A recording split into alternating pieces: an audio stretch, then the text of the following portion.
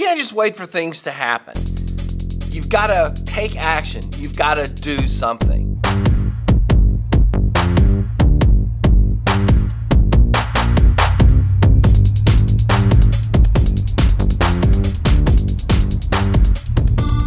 I guess it goes without saying that it's foggy today. And that seems like a good time to bring up a topic about working towards the future, uncertain or not. I'm Bill Snodgrass. Welcome to episode 25. One of these is a coffee mug. That's what my wife got me for Valentine's Day. I thought it was great. So I got an email. Family Dollar, which is a store down there. They brought balloons and candy for the teachers. So I was over in the office and the lady that's kind of she sort of keeps like the office and everything organized. I don't want to say who she is and all that, confidentiality and everything. Anyway, here's the point. She says, you can have a balloon or you can have some candy. Come on. What kind of question is that? Do I want a balloon or do I want candy?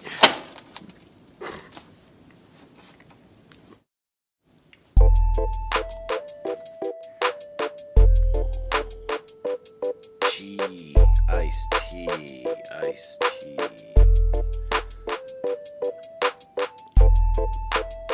So I'm messing with the autofocus. See, these Canons autofocus. They're smart enough. Like I keep moving this around, but it's supposed to find my face. Look. Well, you probably would prefer that it was focused on the cup, but anyway, it does a great job. With the McDonald's this morning, what a surprise there. I don't go every day, but I wanted some tea, and we had this fog thing, and now it's an e-learning day, so there's no students in the building. And, so I got the tea. I always get Unsweet Tea, except when I don't. And by that I mean when I don't pay attention and I go to the sweet tea, and so I got sweet tea today. So this is just kind of the way our I guess it's a psychology thing, is our expectations inform our experience in the world. My second son is always talking about the bias that our perceptions brings into our observations. So I think I got this glass of unsweet tea, and I didn't. So I take my first drink, and it was just like, whoa! That's gonna be a meme. Someone's gonna meme that. Whoa! Anyway, that's what happened in my head, and I'm sure I probably raised an eyebrow or something, but I didn't really throw my hands up and scream, because if I did that, I would have dropped. I need to move on. So now I put unsweet tea from the refrigerator into my tea glass, so then I took my drink just a second ago, remembering a few minutes ago, or a little while, like an hour ago, when it was sweet tea. Now it's not sweet tea. So again, there was this sort of this sort of a subconscious expectation that it was going to be sweet. Nope, not sweet. I really need to move on. There's something in there. You can find it or ignore it. All right, so the lead in for this vlog was, you got to do something. And that's kind of very open-ended. I acknowledge that. So here's the context. I've not really talked about this in vlogs, or I don't know if I've talked about it much at all. But in 1987, I started writing a story. And by 2005, which was a lot longer later, my two oldest sons, Anthony and Nathan, they were like, "Dad, you got to finish this thing. You can't just keep writing forever." And so I finished it. It was terrible because it was 2,500 pages, and there was just like one story. So it was clearly an unpublishable effort. So in 2016, I started working on it again, and worked really, really hard to take all of the situations and to build them into different novel-length stories. And I did that, and Anthony helped me, and Nathan helped me, and we found some break points that were already there, and just kind of built those up. And we created some break points, and so when I finished like right at the beginning of 2017. I finished. I'm leading to a point. I really am. So I finished the stories, and I finished the series of stories. Had just a couple like loose ends to finish, and so I did some editing. So really, pretty much throughout 2017, I fleshed out a few storylines, fleshed out a few details here and there. Created a sequel story, which it really just kind of unfolded and wrote itself over the course of like 6 weeks or something like that. And then put some other things together.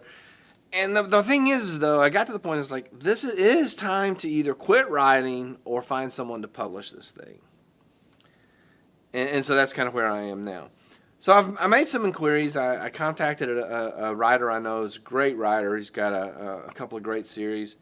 His name's Brian Davis, and he's written some series that were very popular. Dragons in Our Midst being, I think, his first breakout series. So I contacted him and asked him for some advice, and his advice was I need to find an agent or find a publisher. And that's scary to me. So I contacted another guy and contacted another person. And then just recently I contacted a writer. His name is Lee King. And contacted her and said, "Look, I know that you have had some success. What have you done?" So she told me what she had done. Yesterday I was in the other room where I go when someone else is in this room, and I was in there, and a teacher came in to print some stuff off, and we were talking about our students a little bit, and she goes, "Well, we got students who just need to do something to improve their grade," and so she was creating these bonus activities, and that's what got me thinking about this. You got to do something. I got to do something with these stories. I got to do something with them. I can't just. They're never gonna publish themselves. They're never gonna. No one's ever gonna just like show up and say, "Hey, I'm looking for 1 million words in a fantasy setting." Well, I mean, it may happen. Maybe someone's gonna watch this video and call me tomorrow. Probably not. But I gotta do something. And so that led me into the theme for this vlog. You gotta do something. The outcomes. So I teach, introduction to physics. There's this thing, Newton's law. An object in rest will stay at rest unless you act upon it. An object in motion stays in motion unless you act upon it. A manuscript at rest will stay at rest unless some external force acts upon it. And that external force needs to be me. Now, this is not just true for writing. This is true for everything. Something has to happen. I'm going to go to this. I'll be back to this. Something has to happen. So I just got a text from, this is my oldest son, Anthony. And he's got a picture, and this is the picture. And the question is this a sandwich? This is just an illustration of the damage I did to him raising him.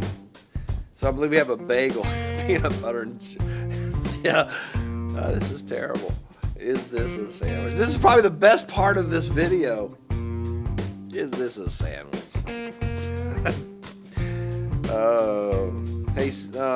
I'm gonna reply. Yes, it's a sandwich. It's peanut butter and jelly between two pieces of bread! Exclamation point. That makes it a sandwich. Period. Yeah, Siri got some of those words right. A sample. This is going in the vlog! Exclamation point. Yeah, I said vlog. I said vlog. I didn't say blog.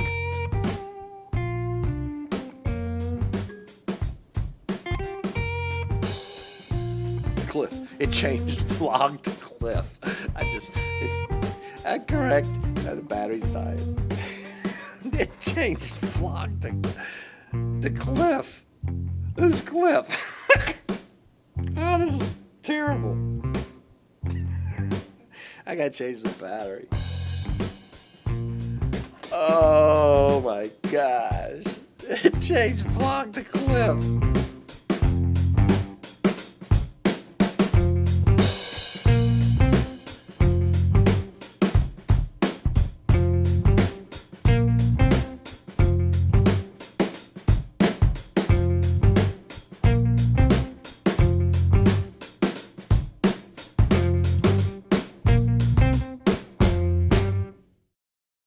All right, try to get this back on track if it ever was on track.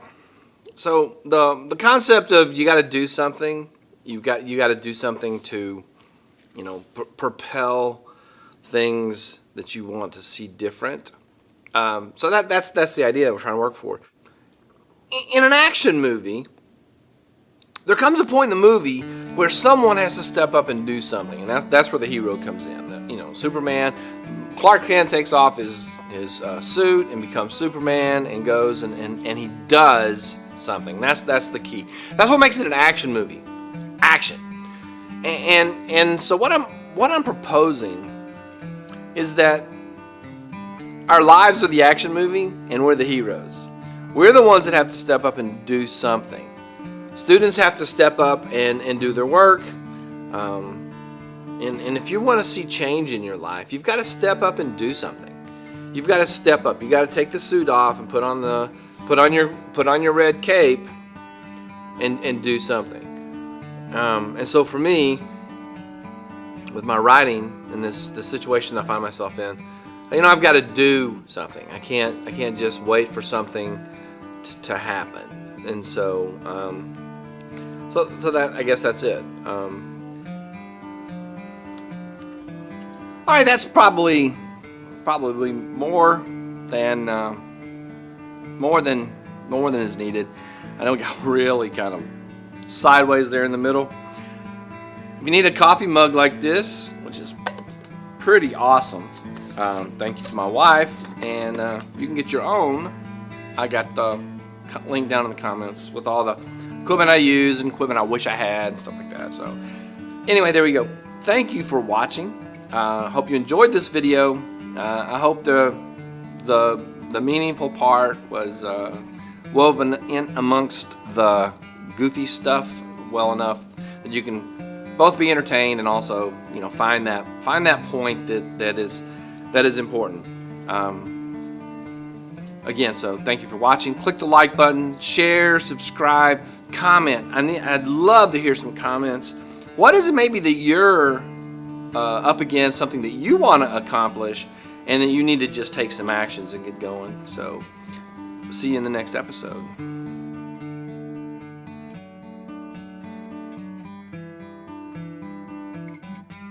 Look, I would say, see, I took the candy, not the balloon. I bet everyone was surprised by that.